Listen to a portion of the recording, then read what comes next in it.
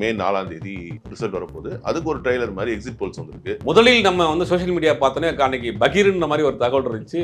C Joseph Vijay அப்படின்றதான் ஒட்டுமொத்தமா அப்படின்னு நம்ம அந்த சோஷியல் மீடியா டிவிக்கு தான் ஓட்டு போட்ட மாதிரி 1 கோடி ஓட்டு ஆவரேஜா வாங்குறாருன்னா கூட போலான 85% வாக்குகள்ல 1 கோடி ஓட்டு அவர் வாங்கிறார். டிவிக்கு அங்க ஒரு பெரிய ரோலை பண்ணிருக்கு. இழுபறிகள் அதிகமா இருக்குன்னு சொல்றாங்க. இழுபறிகள்லாம் ஒண்ணுமே இருக்காது. காலையில ஓபன் பண்ண உடனே ஒரு டிவிக்கு ஃபர்ஸ்ட்ல இருக்கும். சென்னையை ஃபர்ஸ்ட் என்ன ஆரம்பிச்சாங்கன்னா சென்னை லீடிங்ல இருக்கும். டிவிக்கு லீடிங்ல இருக்கும்.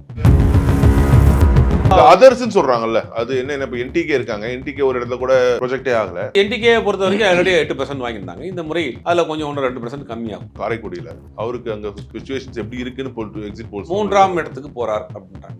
3ஆம் இடமா? ஆமா, 3ஆம் இடத்துல இருக்கிறாரு. ஒரு கணிசமான வாக்கு வாங்குவார். சாத்தூர்ல நயனா நாகேந்திரன் வின் பண்ற வாய்ப்புகள் மிக மிக மிக குறைவு. அங்க இசக்கி ராஜன் வேட்பாளர் போட்டிருக்காங்க. நம்ம சசிகலா தென்னந்தோப்பு சின்னம் அவங்க ஒரு பெரிய ரோல் பண்றாங்க. அவங்க அவர் தான் செகண்ட் பிளேஸ் இருக்குன்றாங்க. ஃபர்ஸ்ட் பிளேஸ் திமுகவுக்கும் இவங்களுக்கு தான் அங்க தென்னந்தோப்புக்குள்ள தான் தென்னந்தோப்பு ஆமா.